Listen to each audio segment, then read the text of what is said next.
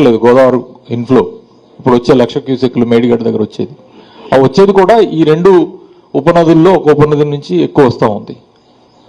దాన్ని ఎత్తిపోసుకొని మిడ్ మానేర్ నింపుకోవచ్చు, లేకపోతే ఎల్లంపల్లి నింపుకోవచ్చు, లేకపోతే ఇతరత్ర ఎస్ఆర్ఎస్పి పునరుజ్జీవన కార్యక్రమం అన్ని కూడా చేసి చూపించినాయి. ఇవన్నీ సరే, మీకు అహం అడ్డొచ్చో లేకపోతే ఇంకోటో కాళేశ్వరం పంపులో ఆన్ చేస్తే మళ్ళీ ఆ కాళేశ్వరం ప్రాజెక్టు గొప్పతనం మళ్ళీ మీరు ఒప్పుకోవాల్సి వస్తుందన్నో ఇవాళ అనేక అబద్ధాలు చెప్పి దాన్ని ఆ ప్రాజెక్టును పండబెడతా ఉన్నారు. కానీ విఘ్నులైన సీనియర్ నాయకులు వేరే పార్టీలో ఉండి కూడా ఈటెల రాజేందర్ గారు లాంటి వాళ్ళు కూడా నిన్న చెప్పారు, మీరు ప్రజల్ని శిక్షించకండి, రైతాంగాన్ని శిక్షించకండి, మీరు అక్కడ నీళ్లు ఉన్నాయనేది వాస్తవం, నీళ్లు ఎత్తిపోయటానికి మీకు ఏం అడ్డంకులు లేవు, కన్నెపల్లి పంప్ హౌస్లో బురద ఏం లేదు, అది కూడా క్లియర్గా ఇవాళ మీడియాలో వచ్చింది. సో దానిలోంచి నీళ్లు ఎత్తిపోయండి, రైతాంగాన్ని శిక్షించకండి కేసీఆర్ మీద ఉన్న కోపంతో మీరు అని చెప్పానంటే అది వదిలిపెట్టారు. నేను అడుగుతా ఉన్నా, మీరు ఇక్కడ మంత్రి గారు ఒక ఆయన నేనే నీళ్లు తీసుకొచ్చా సీతారామ ప్రాజెక్ట్ అని, సీతారామ ప్రాజెక్టుకి కేసీఆర్ గారి మస్తిష్కాన్ని మెదడుని కరిగించి ఆయన ఆ పంప్ హౌస్లు ఆ గోదావరి దగ్గర నుంచి నీళ్లు ఎత్తిపోయొచ్చు అనే ఒక ఆలోచన చేసి ఉమ్మడి ఆంధ్రప్రదేశ్లో ఎవరు చేయలేని సందర్భంలో పాత దుమ్ముగూడెం ఆనకట్ట దగ్గర ఓ 0.5 టీఎంసీ నిలబడే నీళ్ళ దగ్గర అక్కడ ఆ సోర్స్ నుంచి మరి సీతమ్మ సాగర్ బ్యారేజ్ కట్టకపోయినా కూడా ఇప్పటికీ నీళ్లు ఎత్తిపోయొచ్చు అని చెప్పి ఇవాళ మీరు ఆదరాబాదరా ఒక లింక్ కెనాల్ ఏది దాని పేరు పెట్టారు, ఏదో రాజీవ్ కెనాల్ లింక్ కెనాల్ అని పెట్టారు, ఖర్చు పెట్టింది 100 కోట్లు. మేము సీతారామ ప్రాజెక్టు మీద ఖర్చు పెట్టింది 9,000 కోట్లు.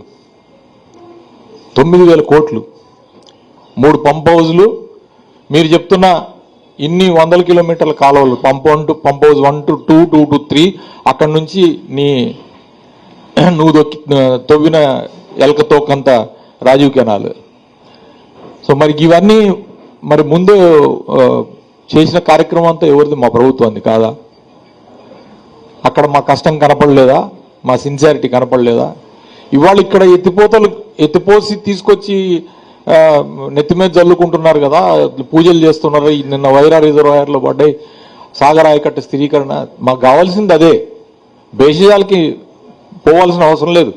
మీరు ఎత్తిపోస్తే మేము సంతోషిస్తాం, ఎందుకంటే కరువు ఉన్న టైంలో నీళ్ళు ఎక్కడి నుంచి అయినా తీసుకొచ్చే అవకాశం ఉంటే దాన్ని చేస్తే మంచిదే కదా. ఎవరైనా ఊహించిర్రా ఎక్కడ గోదావరి ఎక్కడి నుంచి పారుతుంది, దాన్ని ఎత్తిపోసి తీసుకొచ్చి కృష్ణా డెల్టా కలపొచ్చు అనే ఆలోచన ఉమ్మడి ఆంధ్రప్రదేశ్లో ఉన్నప్పుడు ఖమ్మం జిల్లాకు సంబంధించి ఎవరైనా ఆలోచన చేశారా?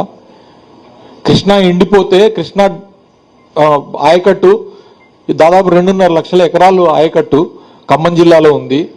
మరి కృష్ణాకి నీళ్లు లేకపోతే, కృష్ణా పరివాహక ప్రాంతంలో మనకు కృష్ణా వాటర్ రాకపోతే మనం మొత్తం ఖమ్మం జిల్లాలో ఉన్న ఆయకట్టు ఏదైతే ఉంటుందో దానికి డేంజర్ అవుతుందనే ఉద్దేశంతోనే కదా ఆ రోజు ఆయన పాలేరు రిజర్వాయర్కి మొత్తాన్ని కూడా రివర్స్ పంపింగ్తో ఇక్కడికి నీళ్లు తీసుకొచ్చి మళ్ళీ గ్రావిటీ ద్వారా పాత ఆయకట్టు 2.5 లక్షల ఎకరాల స్థిరీకరణకి సీతారామ ప్రాజెక్ట్ ద్వారా ప్లాన్ చేసింది కేసీఆర్ గారు కాదా? అది కాకుండా మళ్ళీ ఫర్దర్గా 4.5 లక్షల ఎకరాలు బై గ్రావిటీ మళ్ళీ దీనికోసం మిగతా నాన్ కృష్ణా ఆయకట్టు ఏరియాల్లో కొత్త ఆయకట్టు సృష్టించడానికి కూడా ప్రణాళిక వేసింది కేసీఆర్ గారు కాదా? నేను అడుగుతా ఉన్నా. ఇవాళ ప్రాజెక్టులు లేదా నీళ్లు, రైతాంగం అవసరాలు ఇవన్నీ కూడా ప్రభుత్వం యొక్క continuous responsibility. It is the continuous responsibility of any government. ఇప్పుడు జవహర్లాల్ నెహ్రూ అన్నప్పుడు నాగర్ సార్ కట్టిర్రు అంటే ఆయన ప్రభుత్వం ఉంది అప్పుడు. దాని తర్వాత శ్రీశైలం కట్టారు, అప్పుడున్న ప్రభుత్వం తీసుకున్న చర్య. ఉమ్మడి ఆంధ్రప్రదేశ్లో తెలంగాణలో ప్రాజెక్టులు కట్టలేదు అనేది వాస్తవం కాబట్టి కట్టనందుకు కేసీఆర్ గారు మనకి నదులు కిందకున్నాయి, భూభాగం పైకి ఉంది కాబట్టి మనకి ఎత్తిపోయడం తప్పితే లిఫ్ట్ ఇరిగేషన్ తప్పితే ఎత్తిపోయడం తప్పితే వేరే అవకాశం లేదనే ఉద్దేశంతోనే వీటన్నిటిని కూడా ప్లాన్ చేయడం జరిగింది. నేను అడుగుతా ఉన్న మిత్రులారా, ఇన్నాళ్ళ నుంచి ఇప్పుడు 2.5 సంవత్సరాల నుంచి రేవంత్ రెడ్డి గారు తుమ్మిడి అట్టి గురించి కథలు చెప్తా ఉన్నారు. నీ తుమ్మిడి అట్టికి మరి మహారాష్ట్ర నుంచి పర్మిషన్ తెచ్చావా? ఇంకా నీకు మిగిలింది రెండు సంవత్సరాలు మాత్రమే. ఈ 2 సంవత్సరాల్లో తుమ్మిడి అట్టి దగ్గర ఒక 2 తట్టల మట్టన్న ఎత్తగలననే ఒక కాన్ఫిడెన్స్ మీ ప్రభుత్వానికి ఉందా? లేదు. ఉన్న వ్యవస్థల్ని వాడుకోము, కొత్తగా చేసేదానికి ఏం లేదు, కానీ మూసి ప్రక్షాళన మాత్రం ముందేసుకొని కూర్చున్నాం. పిల్లల ఫీజు రీయింబర్స్మెంట్ కోసం అని చెప్పి 250 కోట్లలో వెళ్ళి టైం తీసుకుంటారు. 250 కోట్లంట ఫీజు కొత్త ఈ బ్యాచ్ వచ్చే స్టూడెంట్స్కి అడ్మిషన్ చేయడానికి మేము ఆగస్టు 15వ తారీఖు లోపల చెల్లిస్తామని కోర్టులో నిన్న అఫిడవిట్ ఇచ్చి గ్యారంటీ ఇచ్చారు. 250 కోట్లు పిల్లలకి ఫీజుల కోసం ఇవ్వటం కోసమేమో మీరు ఎత్తుక్కుంటారు, కానీ 100 కోట్లు ఫుట్బాల్ మ్యాచ్కిను లేకపోతే 200 కోట్లు అందాల పోటీలు పెట్టడానికి మాత్రం మనకి చేతులు బాగా వస్తాయి. సో అందుకని నిన్న వారు చేసిన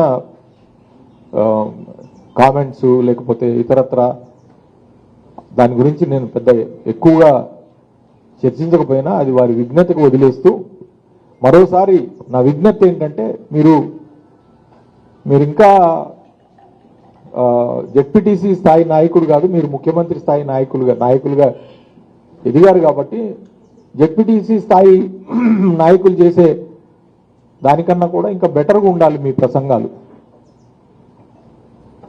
లేదా మీరు ఇచ్చే మెసేజ్ ప్రజలకి.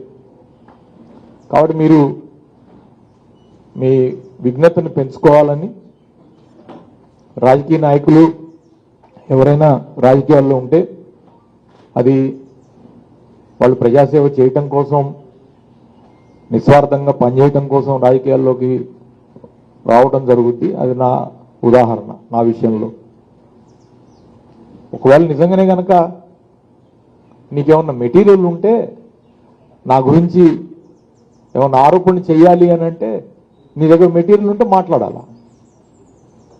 ఎంతసేపు ఈ కన్ను గురించి, పన్ను గురించి, లేకపోతే లాగు గురించి, లేకపోతే లంగ గురించి ఇట్లా మాట్లాడతా అనుకుంటా పోతే ఎట్లా నడుస్తుంది ముఖ్యమంత్రి గారు? ప్రతి వ్యక్తి, అది పురుషుడైనా మహిళైనా, ప్రతి వ్యక్తి ఏదో ఒక రూపంలో ఉంటాడు. ఆ రూపం ప్రతి ఒక్కడు సినిమా యాక్టర్ లాగానే ఉండడు కదా. సో ఆ రూపంతో తన జీవనాన్ని కొనసాగిస్తాడు. దానికి బాడీ షేమింగ్ ఎందుకంటున్నా? బాడీ షేమింగ్ చేసే విధానం మీరు ఇంకా మార్చుకోరే? ఇప్పుడు ఎన్నాళ్ళైనా ఇంకా మార్చుకోరా? ఇది మళ్ళొకసారి వారు చేసిన వ్యాఖ్యల్ని వారి విజ్ఞతకి వదిలేస్తూ ప్రజా సమస్యల మీద దృష్టి పెట్టండి దయచేసి. ప్రజలు చాలా తీవ్ర కరువును ఎదుర్కోబోతా ఉన్నారని చెప్తా ఉన్నారు.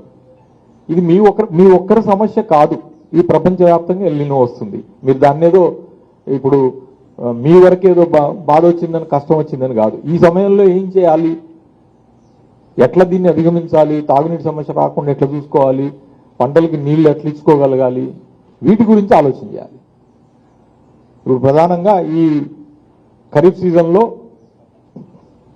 మీరు అనుకున్న విధంగా సమగ్ర పంటల విధానంలో మీరు ఏ మేరకు ముందుకు పోగలిగాం?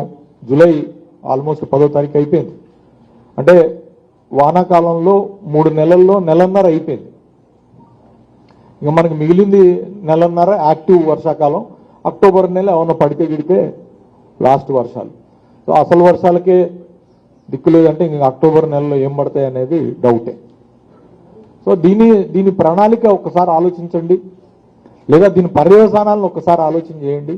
నిజంగానే కరువు వస్తే ప్లస్ ఇంకోటి ఏంటంటే కేసీఆర్ గారు ప్రభుత్వం 10 ఏళ్ళు ఉన్నంత కాలం, సరే మీ 2 సంవత్సరాల పరిపాలనలో కూడా కాలం సహకరించింది. రిజర్వాయర్లన్నీ నిండినాయి, ఫ్లోస్ బాగుండినాయి. రిజర్వాయర్లన్నీ నిండటం వల్ల వ్యవసాయానికి కానీ తాగునీటికి కానీ సమస్య రాలేదు. హైడల్ ప్రాజెక్టు ద్వారా కరెంటు ఉత్పత్తికి సమస్య రాలేదు, ఇతరత్ర సమస్యలు రాలేదు. మరి ఇప్పుడు ఆ సమస్య వస్తే ఎట్లా తట్టుకోవాలి? ఇంకా ఈవెన్ అంతర్జాతీయ నిపుణులు ఏం చెప్తా ఉన్నారంటే ఎల్నినో ఈ సంవత్సరానికే కాదు వచ్చే సంవత్సరానికి కూడా కంటిన్యూ అయ్యే అవకాశం ఉందని కూడా చెప్తా ఉన్నారు. సో ఈ తాగునీటి అవసరాలకు కానీ సాగునీటి అవసరాలకు కానీ ఏ రకంగా ప్రజల్ని రైతాంగాన్ని సమాయత్తం చేయాలి, ఆల్టర్నేట్ పంటల్ని ఏమి వేయించాలి, లేకపోతే ఒకవేళ వ్యవసాయం దెబ్బతింటా ఉంటే దానికి ఆల్టర్నేటివ్ ఏమో ఆలోచించాలి, ఇవన్నీ కూడా ప్రభుత్వం దృష్టి పెట్టాలని, వ్యక్తిగత దూషణలు వ్యక్తిగత విమర్శలు పక్కన పెట్టాలని చెప్పి మళ్ళొకసారి నేను వారికి విజ్ఞప్తి చేస్తూ